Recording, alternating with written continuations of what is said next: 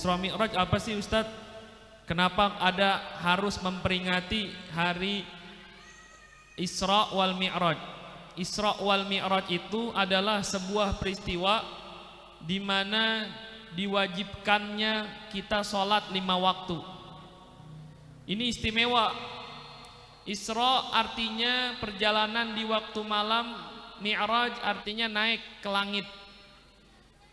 Sering saya bilang, kalau Allah Subhanahu wa taala ketika mewajibkan zakat, Allah cukup memerintahkan malaikat Jibril disampaikan kepada Nabi Muhammad bahwasanya zakat wajib. Begitu juga haji, disampaikan ke malaikat Jibril bahwa haji wajib. Begitu juga puasa, tapi khusus untuk perintah sholat nggak cukup dengan ayat malaikat Jibril bilangin ke Nabi Muhammad sholat wajib. Tapi Nabi Muhammad SAW di Isra wal Mi'rajkan. Untuk apa? Menerima perintah sholat. Tahu kan kisahnya? Ketika itu terjadi disebut namanya Amul Huzn. Amul Huzn itu apa? Tahun kesedihan. Isra Mi'raj terjadi pada Amul Huzn, tahun kesedihan. Kenapa tahun kesedihan? Karena Rasulullah ditinggal wafat oleh istri tercinta. Siapa istrinya? Sayyidah Khadijah. Yang kedua ditinggal wafat oleh pamannya. Pamannya siapa? Tuh bapaknya. Pamannya siapa? Abu Thalib. Kalau paman Abu Thalib, kalau kakek Abdul Muthalib. Sedih Rasulullah ditinggal oleh 2 orang yang sangat membantu dalam berdakwah. Makanya salah satu hiburan dari Allah Subhanahu wa taala, Allah berangkatkan Rasulullah dengan Isra wal Mi'raj untuk menerima perintah sholat. Awalnya berapa? 50 waktu. 50 waktu bukan 5 waktu. Kenapa Ustadz bisa jadi 5 waktu? Subuh, zuhur, asar, maghrib, isya. Karena Rasulullah minta keringanan. Ketika Rasulullah mendapatkan perintah sholat 50 waktu, Rasulullah terima. Turun ke bawah di langit ke-6 bertemu dengan Nabi Allah siapa? Musa. Ditanya oleh Nabi Allah Musa, wahai Nabi Muhammad, dapat perintah apa? Saya dapat perintah dari Allah ngerjain sholat 50 waktu. 50 waktu, wah nggak bakal kuat dah. Umat saya aja yang gede-gede, umat Nabi Musa gede-gede. Kalau zaman dulu kan orang gede-gede, raksasa. Nabi Adam itu ada yang meriwayatkan bahwasanya Nabi Adam itu 17 meter tingginya, gede. Umat saya aja yang badannya gede-gede disuruh sholat 1 waktu aja, banyak yang nggak sholat, apalagi umat kamu 50 waktu. Sono balik minta keringanan kepada Allah. Akhirnya Nabi Muhammad balik lagi bertemu dengan Allah minta keringanan. Ya Allah, umat saya kayaknya nggak kuat ini, saya minta keringanan. Dikeringanin berapa? 5. Jadi 45 waktu. Terus turun lagi, kata Nabi Allah Musa, belum kuat ini 45 waktu kelamaan. Wah coba kalau misalnya kita bayangin Rasulullah nggak bolak-balik. Terus Rasulullah karena sayang sama umatnya bolak-balik minta keringanan sholat. Yang tadinya 50 waktu jadi 5 waktu. Bayangin kalau misalnya kita sholatnya 50 waktu nggak bisa ngapa-ngapain. Kewajiban sholat 50 waktu, ya Allah. Baru apa? Baru pulang dari masjid, rebahan sebentar, azan lagi. 50 waktu, 24 jam, sejam berapa kali azan. Itu kasih sayang. Makanya sholat itu nggak boleh diremehin. Ada dosa yang lebih besar daripada zina. Tahu zina? Zina itu nauzubillahi min dzalik, berhubungan suami istri sebelum menikah, itu namanya zina. Kalau ada orang yang berzina di suatu kampung, di suatu rumah, maka 50 rumah itu terkena efek samping daripada laknatnya, sialnya. Samping rumah kita atau tetangga kita ada yang nauzubillah melakukan zina, itu 40 rumah terkena laknat, terkena sial. Itu aja zina, apalagi nggak sholat.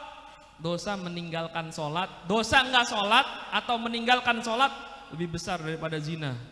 Makanya kalau di rumah kita ada yang nggak sholat, itu udah ngebawa kesialan. Nauzubillahimin. Udah anggota keluarga nih, ada yang nggak sholat, udah tuh rumah rezekinya jadi sempit, rezekinya nggak berkah. Kenapa? Efek samping dari penghuni rumah yang nggak sholat. Makanya mumpung kita masih muda, sholat itu biasain. Kalau sholat udah dibiasain dari kecil, nggak bakal berani kita ninggalin, nggak bakal berani, nggak bakal berani. Kan satu waktu sholat 500 tahun dibakar, kita nggak sholat subuh, sengaja 500 tahun dibakar di api neraka. Satu hari di neraka 1000 tahun hitungan di dunia. 1000 kali 365 hari berapa? Banyak ya. Kali lagi 500 tahun tuh. Waduh, udah nggak bakal kuat dah. Sholat itu kayak apa? Kayak kepala di antara jasad. Di jasad itu kayak kepala sholat. Orang kalau nggak ada tangan bisa hidup nggak? Bisa nggak? Nggak ada kaki bisa hidup nggak? Nggak ada kuping bisa hidup nggak? Orang nggak punya mata bisa hidup nggak? Tapi kalau nggak punya kepala bisa hidup? Hah? Bisa. Kagak bisa. Kagak bisa. Sama. Puasa kita, haji kita, umroh kita, sholat kita, ibadah-ibadah kita, semua sodako kita, puasa kita, zakat kita. Apalagi? Zakat, puasa, haji, semuanya ditolak kalau kita nggak sholat 5 waktu. Semuanya sia-sia. Karena sholat kepala. Kalau malam, kalau Citra, salah seorang guru saya, kalau ada pengemis malam Kamis, pengemis malam Rabu datang nggak punya tangan, ketok pintu nggak punya tangan satu, masih hidup, kita bagi duit. Malam Kamis pengemis datang nggak punya kaki, ngetok pintu, kita bagi duit. Malam Jumat pengemis datang nggak punya kepala, kira-kira kita apain? Tutupin pintu, itu mah setan. Makanya orang kalau agak sholat mah udah penting ini, sholat.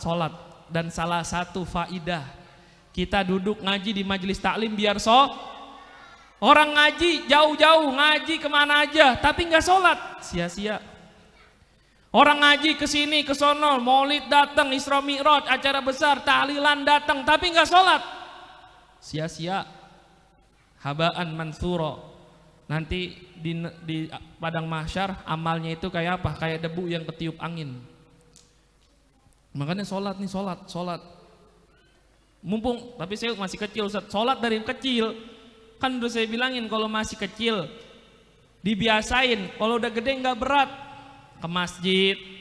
Tapi kalau nanti taubatnya pas udah gede susah, ya nggak? Nih bambu, pohon kalau masih kecil bengkok itu diikat pakai kayu yang lurus, nanti itu tumbuhnya lurus. Tapi kalau pohon yang umurnya udah tua, udah puluhan tahun, itu kalau dilurusin patah. Makanya orang tua kebanyakan kadang-kadang kalau dinasihatin ngambek. Kenapa? Udah tua susah, kalau dilurusin susah. Kalau masih kecil dibilangin masih bisa, ente masih bisa. Makanya jangan tinggalin sholat. Jangan tinggalin hatta walaupun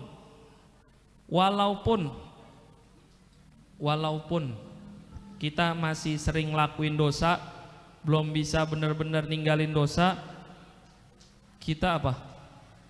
Tetap ngelaksanain sholat. Riwayatnya masyhur, sering saya ceritain, gak pernah saya bosan. Buat apa? Buat motivasi kita. Di zaman Rasulullah Shallallahu Alaihi Wasallam, dalam kalangan sahabat Ansor ada seorang pemuda. Rasulullah lagi duduk dengan para sahabat, pemuda itu lewat. Ada sahabat yang bilang, ya Rasul, itu pemuda sholatnya rajin, jamaah rajin bersama kita, tapi maksiatnya juga rajin. Dalam riwayat lain apa? Rasulullah, itu pemuda malamnya jamaah, sholatnya rajin, tapi paginya suka nyolong. Apa kata Rasulullah? Pasti suatu saat sholatnya bakal mencegah dia dari melakukan kemaksiatan. Sholatnya bakal merubah dia. Kenapa? Karena inna sholata, sesungguhnya sholat, tanha, itu dapat mencegah anil fahsya'i wal munkar, dari perbuatan yang keji dan munkar. Orang kalau sholatnya rajin, insya Allah kagak demen maksiat, insya Allah. Kalau demen maksiat, sholatnya rajin, berarti ada yang salah di sholatnya. Nggak lama Rasul ngomong begitu, suatu saat pasti sholatnya bakal merubah dia jadi orang baik. Akhirnya apa? Akhirnya tuh pemuda yang tadi rajin sholat, rajin maksiat, besokannya taubat, nggak maksiat lagi. Sebab apa? Sebab istiqomah sholat. Makanya sholat, udah sholat. Jangan pakai ditungguin perintah orang tua, sholat. Masih kecil nggak wajib. Biasain, daripada nanti udah gede nyesel. Karena susah kalau zaman sekarang nih, zaman sekarang orang buat sholat itu susah. Ditanya agamanya apa? Islam. Tahu nggak niat sholat zuhur apa? Nggak tahu. Agamanya Kapan terakhir sholat? Dia ditanya kapan? Waktu SMP. Sekarang umurnya berapa? 26 tahun. SMP tahun berapa?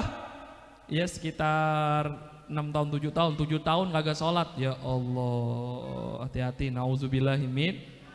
Makanya sholat, mau yang laki, mau yang cewek. Orang kalau udah sholat, rajin sholat 5 waktu, insya Allah urusan dunianya rapi. Dia punya cita-cita apa? Cita-citanya pasti bakal Allah kabulin. Kenapa? Karena dia sholat. Dia apa? Keinginannya apa? Habis lulus mau kerja, Allah kasih kerjaan yang berkah. Sebab apa?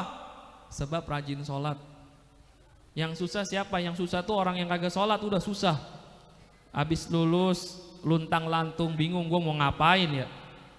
Kenapa dia bingung? Karena nggak ada yang nuntun. Orang kalau sholat 5 waktu, Allah Subhanahu Wa Taala yang tuntun. Jalannya enak aja, lempeng aja. Allah kasih kemudahan, tes cuman ikut-ikutan tes.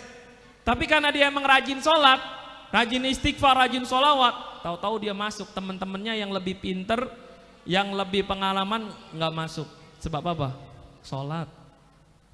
Makanya nih saya kasih kunci ngomong dari kecil. Kalau nanti mungkin nggak denger, sekarang nanti cek ulang di YouTube ada. Nih YouTube nih live. Ingat sholat. Udah sholat dah. As-sholatu imadud. Sholat itu tiang agama. Tiangnya, kalau orang udah nggak sholat, rubuh udah agamanya rubuh. Kalau agamanya rubuh udah bingung. Jadi sampah masyarakat. Nauzubillahimin.